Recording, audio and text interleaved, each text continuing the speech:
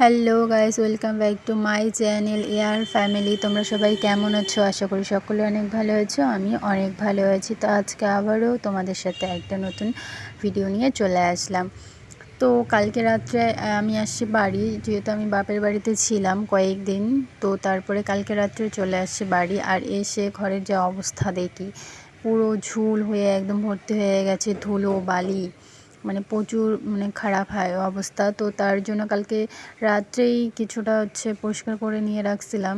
তো আজকে সকাল সকাল ঘুম থেকে উঠে কাজে লেগে পড়ে গেছি। যেহেতু ধুলোবালি এগুলো ঝাড় দেওয়া, এর জন্য চান করার আগে সব কিছু ক্লিন করে নিব, তারপরে চান করব। তো তার জন্যই সব কিছু এখন খুলে নিচ্ছি। সব কিছু মানে ধুলো হয়ে গেছে, সব ধুয়ে দিতে লাগবে। আর আজকে ওয়েদারও সেরকম একটা ভালো নাই, তার জন্য সকাল সকালই ধুয়ে দেব। তো তার জন্য এখানে সকাল সকাল কাজে লেগে পড়ে গেছি। তো আমার ওগুলো সব কিছু ধুল ঝাড়া, তারপর পর্দাটাতে সব খুলে নিলাম। এখন এগুলো ঝাড় দিয়ে নিব। মানে সব কিছু চারিদিকে শুধু ঝোল ঝোল এরকম হয়ে মনে হচ্ছে বছরের পর বছর বাড়িতে কেউ ছিল না, এরকম একটা ব্যাপার। তো চলো, আমার ওগুলো সব জামা কাপড় যেগুলো ধুয়ে দেওয়ার ছিল সব ভিজিয়ে রেখে দিলাম। আর এখন এদিকে এগুলো পরিষ্কার করে নেবো। আর জানি না কেন কালো জিনিসে একটু ধুলো পড়লেই প্রচুর পরিমাণের সাদা সাদা লাগে, জানি কত কত যে নোংরা হয়ে আছে এরকমই।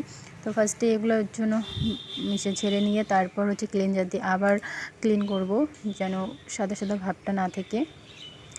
তো চলো আমি করি। আর তোমরা কে কোথা থেকে ভিডিওটা দেখছো অবশ্যই আমাকে কমেন্টে জানিও। আর আমি এখন থেকে প্রায় প্রতি সপ্তাহে একটা করে লং ভিডিও দেওয়ার চেষ্টা করব। আর এই যে সোফাটা দেখতে পাচ্ছ, এই সোফার জন্য আমার ঘরের অনেকটা জায়গা কমে গেছে। অনেক ছোট ছোট হয়ে গেছে, এমনি রুম ছোট, তার মধ্যে আরও ছোট হয়ে গেছে, চলাফেরা করতে অসুবিধা হয়ে যায় এরকম। তো ভাবছি এই সোফাটাকে বাইরে বের করে দেব। বাইরে বের করে দিলে রুমটা অনেকটা বড় হয়ে যাবে, আর ভালো লাগবে, খোলামেলা থাকবে। আর আমার খোলামেলাই ভালো লাগে। তো তার জন্য আর ফার্স্টে কেনার সময় তো ভালোই লাগছিলো, কিন্তু এখন আর ভালো লাগছে না। ঘরের ভিতরে আর সোফার নিচে অনেক ধুলো বালিও ঢুকে যায়, জমে যায়, ছাদ দেওয়ারও অসুবিধা হয়ে যায়। তো তার জন্যই ওটাকে ভাবছি বের করে রাখবো। তো চলো, আমার তো চুল সব কিছু কমপ্লিট হয়ে গেছে ঝাড় দেওয়া। এখন এগুলোকে আর একটু ক্লিন করে নিয়ে তারপর বাকি যেগুলো আছে সেগুলো করব। আর তোমাদের একটা কথা বলি, তোমরা অনেকে আছো যারা আমার চ্যানেলটিকে সাবস্ক্রাইব করে তারপরে আবার আনসাবস্ক্রাইব করে দাও। তো তাদেরকে বলছি, তোমাদের যদি আমার ভিডিও ভালো না লাগে তো প্লিজ তোমরা আমার ভিডিও দেখো না। আর আমার চ্যানেলটিকে সাবস্ক্রাইব করার পর আবার আনসাবস্ক্রাইব করার কোনো দরকার নেই, চ্যানেলটিকে সাবস্ক্রাইব করতেই হবে না। তো প্লিজ দয়া করে এরকমটা করবে না।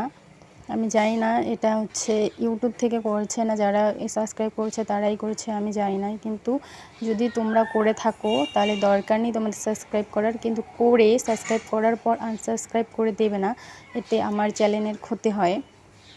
আমি একটা ভিডিওতে দেখছিলাম যে এটা অনেক সময় ইউটিউব থেকে অনেকে করে থাকে, যে অটোমেটিক ইউটিউবই সাবস্ক্রাইবার কমায় দেয়। তো সেটা জানি না, কিন্তু যদি তোমরা করে থাকো তাহলে প্লিজ এটা করবেন না, আমার চ্যানেলের এতে ক্ষতি হয়। তোমাদের সাবস্ক্রাইব করার আমার কোনো দরকার নেই, ঠিক আছে? তো নেক্সট টাইম প্লিজ এরকম কেউ করবে না।